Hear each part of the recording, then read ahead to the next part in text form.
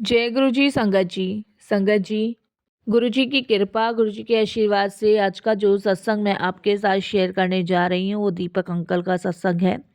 ये सत्संग हमें मेल के माध्यम से प्राप्त हुआ है। बहुत ही प्यारा सत्संग है, ब्लेसिंगफुल सत्संग है। तो मेरी विनती है सभी गुरु परिवार से कि आप सत्संग को अंत तक सुनिएगा, ध्यान से सुनिएगा, पूरा सुनिएगा। सत्संग का मतलब होता है सत्य का संग, और सत्संग की प्राप्ति हमें जब भी होती है जब गुरु कृपा होती है। तो हम सभी बड़े भाग्यशाली हैं कि हम पर गुरु कृपा हुई और सत्संग सुनने का, शेयर करने का मौका मिल रहा है।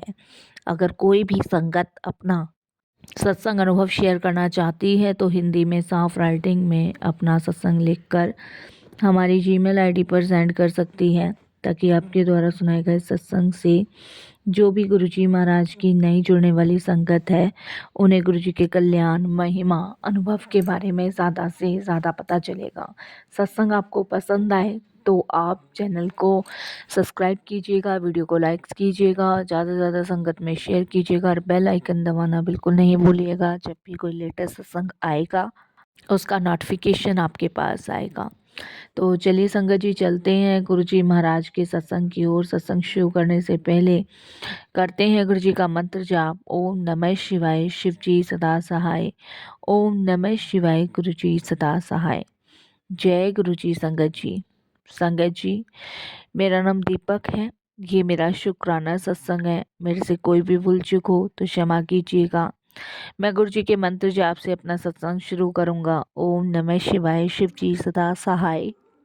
ओम नमः शिवाय, गुरु जी सदा सहाय। संगत जी, मेरी जर्नी गुरु जी के साथ अभी 2022 से शुरू हुई है। 2022 से ही गुरु जी महाराज ने मुझे अपने श्री चरणों से जोड़ा है। उसके लिए गुरु जी का अत्यंत शुक्राना करता हूँ। संगत जी, गुरु जी से जुड़ने से पहले मेरे जीवन में बहुत ही परेशानियाँ, दुख और बहुत ही जीवन में अंधकार था। और जब मैं गुरु जी से जुड़ा तो गुरु जी ने वो सारी परेशानियाँ मेरी दूर करी। और मेरे लाइफ में जिन लोगों ने मुझे धोखा दिया, सबसे बड़ा चीट किया, उन्हें मेरी लाइफ से दूर करा। तो शुक्राना गुरुजी, बहुत बहुत शुक्राना आपका। संगत जी, इंसान सबसे बड़ा धोखा ना अपनों से खाता है। कोई बाहर का अगर उसे धोखा दे देना तो इंसान एक बार ये सोचता है कि चलो वो बंदा बाहर का है, अगर उसने धोखा दे भी दिया तो उसकी फितरत ये है। लेकिन जिसके साथ आप रहते हो, जिसके साथ आप अपना सब कुछ शेयर करते हो, वो इंसान आपको धोखा दे दे और एकदम से आपको ये सब पता चल जाए तो सोचिए क्या आपके हृदय पे, क्या आपके जीवन में कैसा आप महसूस करेंगे। वही मेरे साथ हुआ। मेरी खुद की वाइफ ने संगत जी मुझे बहुत बड़ा धोखा दिया, चीट किया।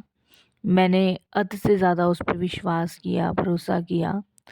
मेरी शादी संगत जी लॉकडाउन में हुई थी और इस शादी के लिए मैंने बहुत मना किया था, बट मेरे मम्मी पापा बोले कि नहीं, इस लड़की बहुत अच्छी है, फैमिली बहुत अच्छी है, तो शादी करवा देते हैं। तो संगत जी, मेरी शादी मेरी फैमिली ने लॉकडाउन के आसपास कराई थी। और लॉकडाउन में जब मेरी शादी हुई, फैमिली की ज़िद के आगे मुझे झुकना पड़ा। तो 1-2 महीने सब बहुत बढ़िया चला, बहुत अच्छा चला। और उसके बाद संगत जी, लाइफ में छोटी मोटी प्रॉब्लम्स क्रिएट होने लग गई। और मेरी वाइफ अक्सर उदास रहा करती थी, बात नहीं करती थी ठीक से। और संगत जी हमेशा छोड़ के जाने की बात किया करती थी। तो मुझे यही लगता था कि चलो नई नई शादी है, अभी फैमिली से दूर हुई है और भाई नहीं मन लगता है इंसान का। मैं उसको संगत जी हर एक प्रकार की खुशी देना चाहता था, हर एक प्रकार की खुशी देता था। बट संगत जी, मुझे बिल्कुल भी नहीं अंदाज़ा था कि वो रहना ही नहीं चाहती है और उसकी लाइफ में कोई और है। तो संगत जी, जब मुझे ये चीज़ पता चली तो मैं संगत जी ये समझ लीजिए एक पत्थर की मूरत बन चुका था, पत्थर की मूरत। कि भाई शादी के टाइम पे तुमने हाँ भरी, तुम्हारी फैमिली ने हाँ भरी, हमने पूछा भी, और तुमने जब भी हाँ भरी और तुमने शादी भी अपनी मर्ज़ी से करी, और अचानक से तुम ये बताओ कि शादी के बाद तो मैं किसको क्या जवाब दूँगा। मेरी लाइफ तो पूरी तरीके से ढेर हो जाएगी। संगत जी 2-3 महीने बहुत आराम से थोड़ी बहुत होती थी, चिक-चिकबाजी ये वो होता था।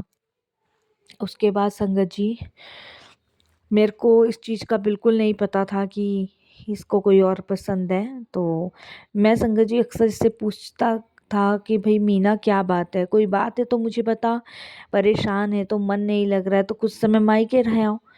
तो मायके जाने को हमेशा तैयार हो जाती थी। तो संगत जी हम इसको मायके भेज देते थे। मायके इसका था भजनपुरा और हम रहते थे फरीदाबाद। तो भेज देते थे हम कि चलो कोई नहीं, माँ-बाप से दूर हैं तो। पर मायके से इनका आने का मन नहीं करता था। तो मम्मी-पापा कहते थे कि तुम अपनी बीवी को मायके में ही छोड़े रखते हो, यहाँ लाते नहीं हो। तो संगत जी मुझे फिर उनको लेकर आना पड़ता था। मैं ले आता था भजनपुरा से। वहाँ से सही रहती थी, यहाँ पे आके वैसी हो जाती थी। तो मैं अक्सर इनकी फैमिली को पूछा करता था कि मम्मी कोई बात है, पापा कोई बात है, ये यहाँ पे उदास रहती हैं। तो पापा मम्मी मुझे यही कहा करते थे उनके कि यहाँ पे तो बहुत खुश रहती हैं, यहाँ पे तो फिर भी मेरे माइंड में नहीं रहा संगत जी। फिर भी मेरे को यही लगा कि भई फैमिली का ही रीज़न है। लेकिन फिर भी संगत जी 2-3 महीने हो गए, लेकिन फिर भी यही हाल। साल भर तक संगत जी ऐसा ही रहा। और फ़ोन में अपने लॉक लगा के रखना और संगत जी फ़ोन पे बातें करना, जब फ़ोन करो तब बिज़ी। मैं तो ड्यूटी चला जाया करता था संगत जी, मेरा काम था तो मैं ड्यूटी चला जाया करता था। तो ड्यूटी से आता था, कभी फ़ोन कर दिया तो बिज़ी बिज़ी।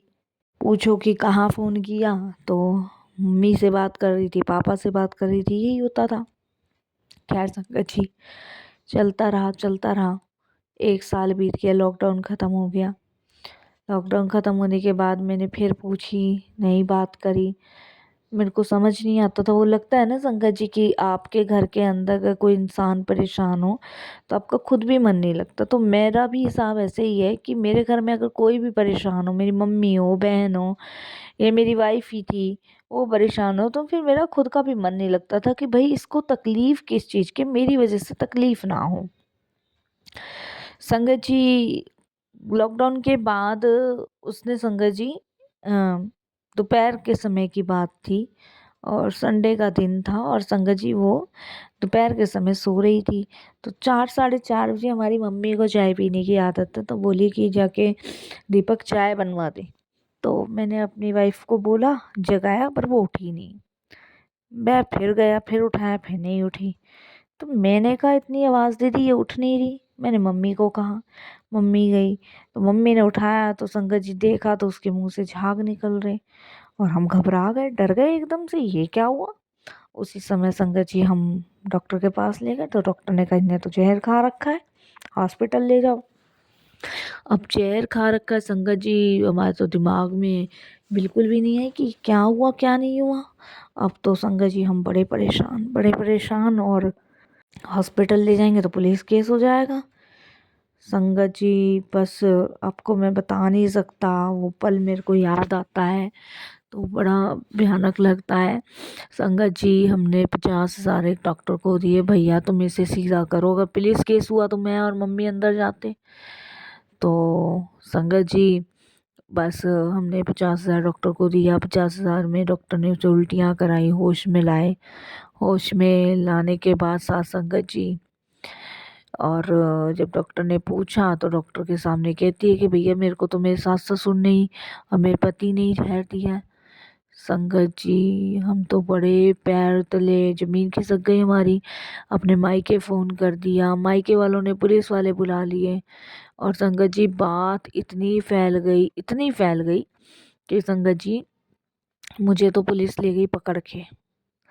और संगत जी वो तो मम्मी को छोड़ा, पापा को छोड़ा, हाथ पैर जोड़े उनके सामने, मेरे को ले गए पकड़ के। संगत जी आप यकीन नहीं मानोगे कि अगर गुरुजी जीवन में ना आए होते तो शायद ये जीवन तो संगत जी कब का ख़त्म हो जाता। हम लोगों ने कभी हृदय से कभी किसी का बुरा नहीं सोचा, कभी किसी को गलत नहीं कहा। और जब उससे पूछा तुमने ये क्यों किया कि भैया मैं तो किसी और को पसंद करती हूँ, ज़बरदस्ती शादी कर दी और तुम्हें नहीं पकड़वाती तो मेरी शादी कहीं और नहीं होती, उस लड़के को मैं बहुत चाहती हूँ। ये सब चीज़ें संगत जी खुल के आई। और उसके बाद संगत जी, आप विश्वास नहीं करोगे कि मेरी जो हालत हुई, बहुत बुरी हालत हुई।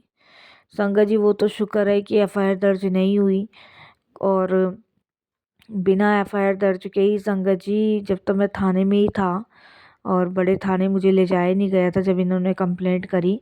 मेरी मम्मी को संगत जी, मेरी मौसी ने बताया गुरुजी के बारे में। मेरी मम्मी ने गुरुजी के सामने अरदास करी, मैंने अरदास करी। संगत जी, बड़ी मुश्किल से वो केस वापस लिया गया, और संगत जी, बस मैं जैसे तैसे संगत जी छूटा। छूटने के बाद ये तो गुरुजी महाराज जाने कैसे उन्होंने बचाया, कैसे नहीं बचाया। संगत जी, अभी 2024 में ही मेरा डिवोर्स हुआ है गुरुजी की कृपा से। उसका संगत जी, मैं शुक्राना गुरुजी का ये इसलिए करता हूँ कि गुरुजी, बस मेरी, मैं तो झेल लूँगा, लेकिन मेरी वजह से मेरी माँ बाप और बहन पे कोई आँच ना आए।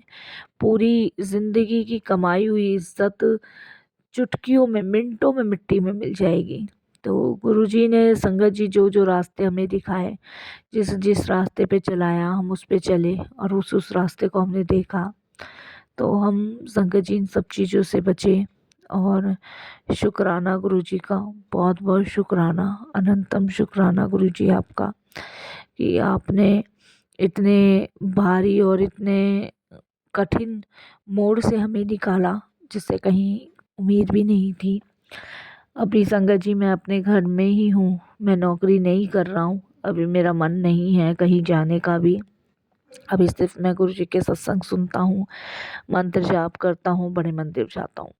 इसके अलावा मैं कुछ नहीं करता, क्योंकि संगत जी, अभी मेरे को संभलने में बहुत समय लगेगा, और गुरु जी संभाल रहे हैं मुझे, ऐसा नहीं है। गुरु जी साथ दे रहे हैं, साथ चला रहे हैं, साथ निभा रहे हैं। तो सब गुरु जी पे छोड़ा हुआ है, बाकी सब कुछ भी। बाकी तो जो गुरु जी को सही लगेगा वही गुरु जी महाराज करेंगे, मुझे पूरा विश्वास है। बाकी बहुत बड़ा धोखा, बहुत बड़ा चीट मेरे साथ हुआ, ये गुरु जी जानते हैं। बस यही एक छोटा सा सत्संग मैंने शेयर किया है गुरु जी की आज्ञा से। तो इस सत्संग को किसको मैसेज देना है तो गुरु जी जाने, हमें कुछ नहीं पता, क्योंकि कोई ना कोई मैसेज ज़रूर गुरु जी किसी ना किसी संगत को देते हैं। तो सच में ये इंसान सतरंगी है, इसका कोई रंग नहीं है, कोई भेद नहीं है। ये तो परमात्मा है जिनकी शरण में आप सुरक्षित हो। बस यही कहूँगा आखिरी में सत्संग जी, और अपने सत्संग को भी विराम दूंगा। ओम नमः शिवाय, शिव जी सदा सहाय। ओम नमः शिवाय, गुरु जी सदा सहाय। जय जय गुरु जी, धन धन गुरु जी, वाह वाह गुरु जी, शुक्राना गुरु जी, अनंतम शुक्राना गुरु जी।